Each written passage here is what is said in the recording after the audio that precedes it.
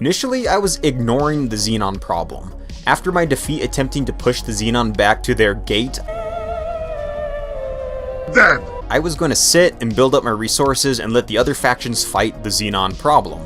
I built manufacturing stations throughout multiple systems. I set up trade routes and mining operations, and then I focused on essentially building up my assets and stayed neutral and uninvolved in the many conflicts of the universe.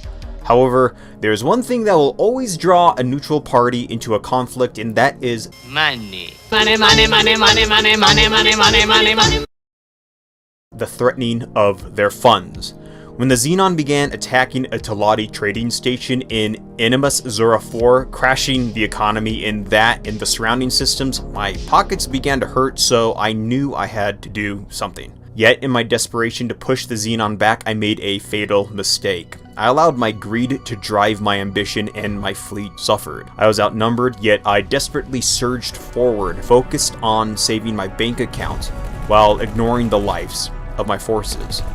Nearly half my fleet was lost in my attack, and I limped away broken and beaten, helplessly watching the Xenon as they continued their destruction in the Telati space. I knew I could not make this mistake again, so I patiently bided my time, building up my fleet. Although this was my best option, my situation slowly became more and more dire. The Argon, my closest ally and source of over 75% of my income, were fighting a two-way war. The Xenon were attacking their northern systems relentlessly. This had drained the Argon forces, and now the Xenon were compromising my trade and mining routes. And to add salt to the wound for the Argon, the Holy Order of Pontifex, a Paranid religious extremist group, was assaulting the Argon from the south, managing to even push into Argon Prime, the Argon's capital sector, and destroying the Argon's main ship wharf. The Argon were now bloody, beaten, and on the verge of collapse. This was a major problem not just for the Argon, but for me. If the Argon fell, my main trading partner would vanish, and most of my profits with it, as well as my main source of ships and material. So when the Holy Order of Pontifex arrived with a massive fleet in Argon Prime, focused on wiping the Argon out once and for all, I knew I had to make a choice. My fleet had only 46 ships in it, consisting of extra large carrier and extra large supply ship, large behemoth capital ships, about 6 of those, 8 gunboats / frigates, and 30 fighters, for of course the total of 46. My fleet was nowhere near the strength I wanted it to be at, but I knew if I did not act now, it would be too late. Although I was allied with the Holy Order of Pontifex, I attacked. While their fleet was occupied and distracted with attacking the Argon shipyards, I had my fleet strike. I ordered my 6 capital ships to attack the Order's large ships, while my other ships supported by attacking the Order's smaller forces. The attack caught the Holy Order of Pontifex completely by surprise, and they had little time to react. Before they could do anything, they were caught between my fleet and the Argon shipyard.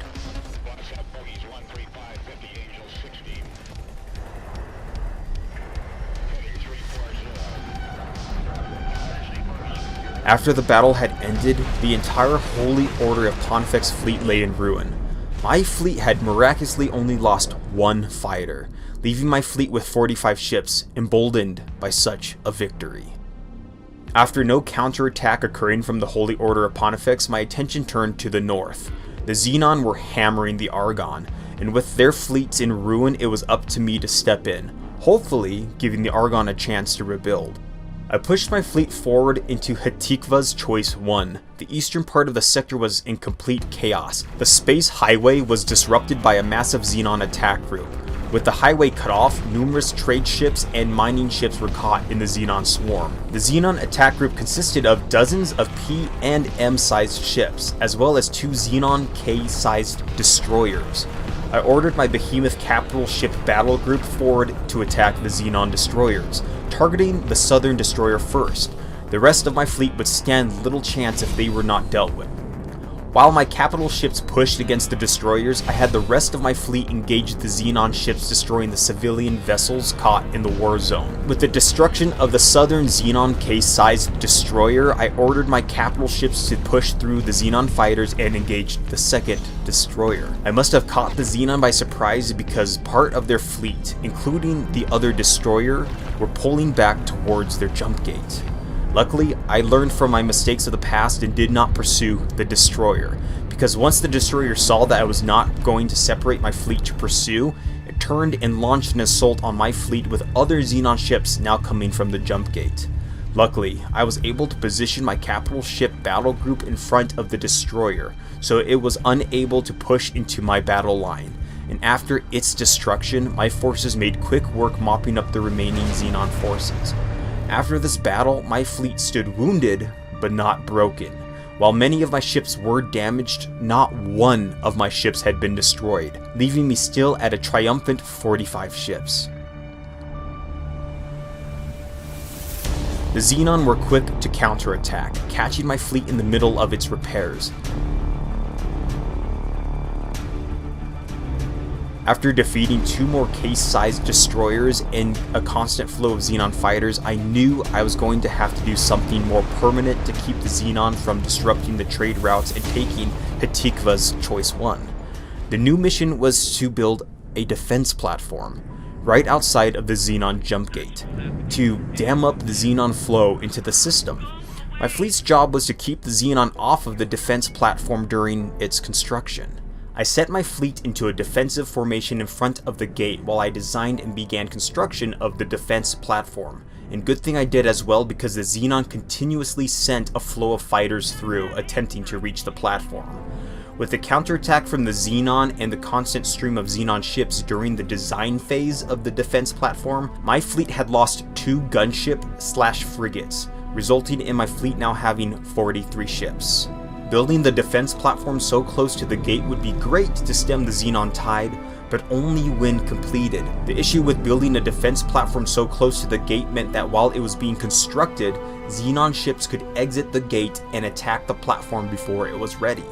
So I made the choice to push my fleet through the jump gate in hopes of holding the Xenon on the other side. Not knowing what was on the other side of the jump gate, I gathered a group of 6 fighters to scout out the other side of the gate before I brought the rest of the fleet through. I then started bringing my fleet closer to the jump gate as the scouts progressed forward. To my horror, the scout group jumped into the Xenon sector and found itself face to face with a Xenon blockade. The blockade had my fighters outmanned and outgunned, and my scout group attempted to turn back and flee to the other side of the jump gate. These are the split-second decisions every commander fears. If my scout group fled back through the jump gate, the Xenon ships would more than likely follow, jumping right into the center of my fleet attempting to move to the jump gate. This would cause mass destruction amongst my ranks. So I ordered my scout group to attack the blockade, essentially dooming them. I then order my fleet through the gate in hopes to hit the blockade and possibly save those I could in the scout group. Things go from bad to worse for my fleet. Not only does the AI have a hard time making it through the jump gate, but when they do arrive, the Xenon blockade was able to position itself behind my newly arriving fleet. I managed to get my fleet into a decent firing position, only to find out that the space around the jump gate in the Xenon sector is a hazardous region. Some kind of electrical storm is present, and it began draining my shields and damaging the hulls of those unfortunate enough to lose their shields. My fleet is in a bad position. Taking damage from the Xenon as well as the hazardous electrical storm has left most of my smaller ships in a dire situation. I am on a ticking clock. The longer I stay, the more damaged my fleet becomes. I order a full retreat. With more Xenon on the horizon, I could not waste any more time. With the Xenon blockade broken and scattered, I order my fleet into a chaotic retreat back to my defense platform. The Xenon seize upon the chaos and attack my retreating ships back through the jump gate.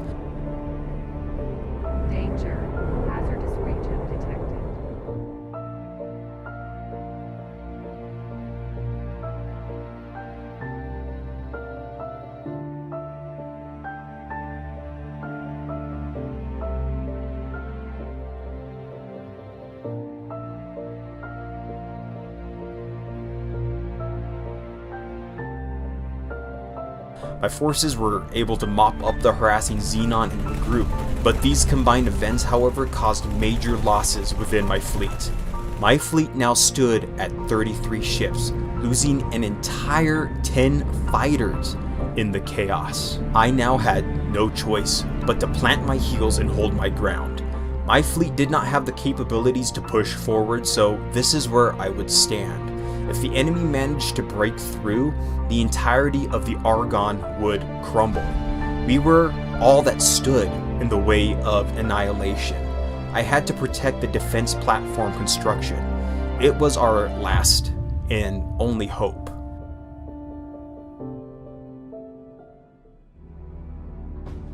As the fleet held its ground around my defense platform, the atmosphere became strangely quiet, almost suspiciously so. Outside from the random handful of Xenon fighters, the gate remained ominously unused. And soon it became abundantly clear why. The Xenon had prepared a massive fleet and began sending wave after wave of Xenon fighters and 4 K-class Xenon destroyers. The battle waged for easily over 30 minutes. Constant, non-ending waves of M, N, P, K-sized ships, all while my fleet held firm as my defense platform neared completion. The long, unending fighting had left a toll on my fleet. I had lost another frigate as well as 3 more fighters, leaving my fleet with 29 ships left, less than half our beginning strength. My fleet stood steadfast as my defense platform entered its final stage of construction, and that is when it arrived. A Xenon Branch 9 destroyer I, the greatest of Xenon warships, and it was flanked by 2 K-class Xenon destroyers and fighter support. I could not let them anywhere near my station. The station would crumble under the relentless firepower of the Class I destroyer. I frantically ordered my behemoth attack group to engage the destroyer fleet, and to my utter shock, one of my capital ships, the Leonidas, turned its engines to full and charged straight into the side of the Class I destroyer. At first, I was furious. The Leonidas was dooming itself, but then I realized something. The Leonidas had damaged the Class I destroyer with its ram. It also managed to push the Class I away from the defense platform, and also caused the Class I to concentrate all of its fire onto the Leonidas, saving the rest of my fleet from being barraged. Captain of the Leonidas, report. Have you gone mad? Return to the firing line. Sir, this is the only way. If that Class I destroyer reaches firing range of the fleet or platform, we are all done for. This is the only way, sir. For Argon. I understand, Captain. For Argon. The Leonidas had sacrificed itself to allow my defense platform and fleet a fighting chance. With the distraction and damage caused by the Leonidas, my ships surged forward. The rest of the capital ship battle group were able to get into position and set up a firing line, laying down direct fire with their forward batteries, while the rest of my forces, including my fighters, pushed in the direct attack. The Class I destroyer went up in flames, but my fleet had no time to celebrate because now they had to focus their attack on the 2 remaining Class K destroyers and fighters.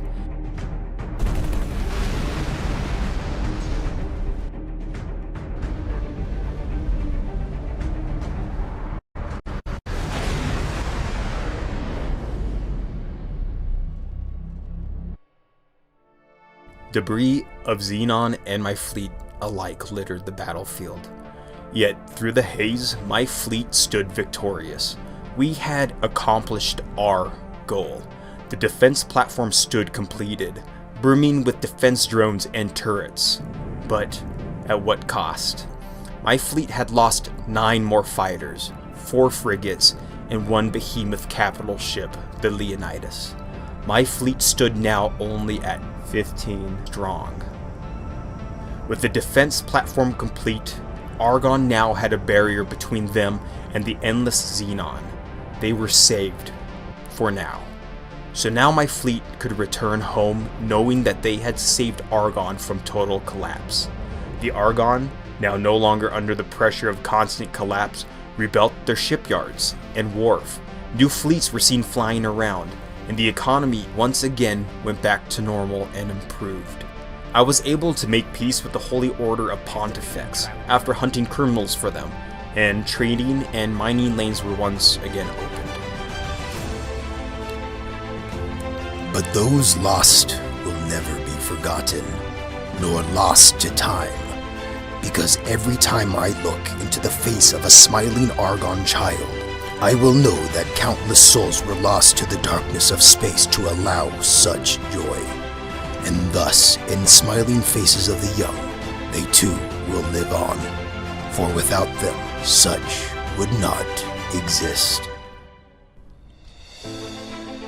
I wanted this video to be a bit more on the funny side, but this was such an intense video, I couldn't figure out how to. I can't really find a humorous spin on the genocide of the Argon people, okay? I really did enjoy making this video though. The Xenon are still a threat and the defense platform won't hold them back forever, but it looks like it is doing its job in allowing the Argon to get back on their feet and fight their own battles, hopefully. If you like the dramatic tone of this video, then let me know down below. I dig it, but I also like humor in such a depressing world such as ours, so just let me know. Like, sub, share, please. I would love for this game to get more traction, plus a few more views and subs my way wouldn't be too shabby either. So, be happy, be positive, remember there is hope. Love one another, and I'll see you guys and gals next time. Peace.